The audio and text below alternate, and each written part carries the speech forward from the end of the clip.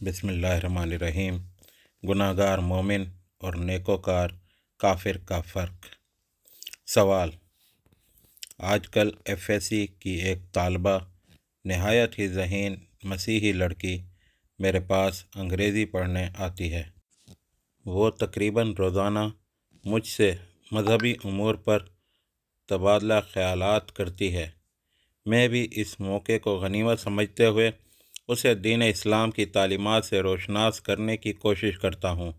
بحمدللہ کہ میں نے دین اسلام کے بارے میں اس کی بہت سی غلط فہمیوں کو دور کر دیا ہے، لیکن ایک دن اس نے میرے سامنے ایک سوال پیش کیا جس کا جواب مجھے نہ سوچ سکا۔ اذا بعد میں نے آپ کی تصانیف سے بھی رجوع کیا، مگر تاحال کوئی شافی اشارات وہاں سے نہیں مل سکے۔ میری مسیحی شاگرد کہنے لگی کہ میں نے میٹرک میں اسلامیات کے کورس میں ایک حدیث پڑھی تھی جس میں کہا گیا ہے کہ مسلمان چاہے کتنا ہی بڑا گناہگار ہو، وہ کچھ عرصے دوزخ میں اپنے گناہوں کی سزا بھگت کر آخرکار ضرور جنت میں چلا جائے گا، مگر کافر ہمیشہ کے لیے دوزخ میں رہیں گے۔ پھر وہ کہنے لگی، آپ ہمیں بھی کافر ہی سمجھتے ہیں؟ کوئی عیسائی خواہ وہ کتنا ہی نیکوکار ہو، مسلمانوں کے عقیدے کے مطابق دوزخ ہی میں جائے گا۔ آخر اس کی کیا وجہ ہے؟ جواب: آپ اپنی شاگرد کو پہلے یہ بات سمجھائیں کہ گناہگار مومن اور نیکوکار کافر کے درمیان فرق کی بنیاد کیا ہے۔ مومن اللہ تعالیٰ کی فرما برداری قبول کر کے اس کے وفادار بندوں میں شامل ہو جاتا ہے۔ اس کے بعد اپنی اخلاقی کمزوریوں کی وجہ سے وہ کسی جرم یا بعض جرائم کا ارتکاب کر بیٹھتا ہے۔ اس کے برعکس کافر دراصل ایک باغی ہوتا ہے۔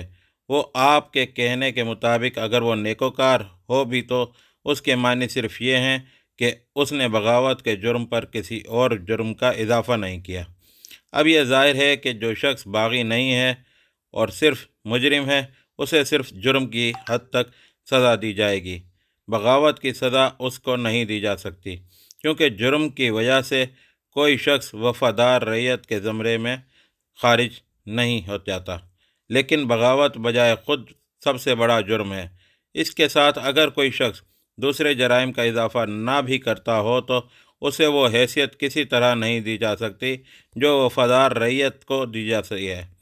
وہ بغاوت کی سزا بہرحال پا کر رہے گا، خواہ وہ اس کے علاوہ کسی جرم کا ارتکاب نہ کرے، لیکن اگر وہ باغی ہونے کے ساتھ کچھ جرائم کا مرتکب بھی ہو تو اسے بغاوت کی سزا کے ساتھ ان دوسرے جرائم کی سزا بھی دی جائے گی۔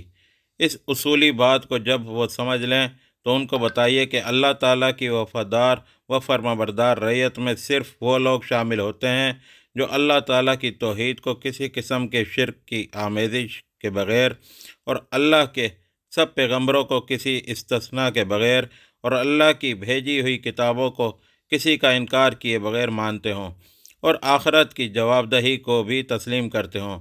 ان میں سے جس چیز کو بھی آدمی نہ مانے گا وہ باغی ہوگا اور اسے خدا کی وفادار رعیت میں شمار نہ کیا جائے گا۔ اب مثال کے طور پر رسولوں اور کتابوں ہی کے معاملے کو لے لیجئے۔ حضرت عیسیٰ علیہ السلام اور ان کی انجیل کو جب یہودیوں نے نہ مانا تو وہ سب باغی ہو گئے، اگرچہ حضرت عیسیٰ علیہ السلام سے پہلے کے انبیاء اور ان کی لائی ہوئی کتابوں کو وہ مانتے تھے۔ اسی طرح حضرت محمد صلی اللہ علیہ وسلم کے آمد کے سے پہلے تک حضرت عیسیٰ علیہ السلام کے پیرو اللہ کے وفادار رعیت تھے، لیکن جب انہوں نے حضرت صلی اللہ علیہ وسلم اور قرآن کو ماننے سے انکار کر دیا تو وہ بھی باغی ہو گئے۔ مسیح اور انجیل اور سابق انبیاء اور ان کی کتابوں کو ماننے کے باوجود وہ اللہ کے وفادار رعیت میں شمار نہیں ہو سکتے۔ یہ بات بھی جب وہ سمجھ لیں تو انہیں بتائیے کہ اللہ تعالیٰ نے اپنی جنت باغیوں کے لیے نہیں بنائی ہے، بلکہ اپنی وفادار و فرمانبردار رعیت کے لیے بنائی ہے۔ اس وفادار رعیت میں سے اگر کوئی شخص کوئی ناقابل معافی جرم کرتا ہے یا اس نوعیت کے بہت سے جرائم کا ارتکاب کر بیٹھتا ہے تو اسے اس کے جرائم کے مطابق سزا دی جائے گی، اور جب وہ اپنی سزا بھگت لے گا تو جنت میں داخل کر دیا جائے گا۔ لیکن جس نے بغاوت کا ارتکاب کیا ہے وہ کسی طرح جنت میں نہیں جا سکتا، اس کا مقام بہرحال دوزخ ہے۔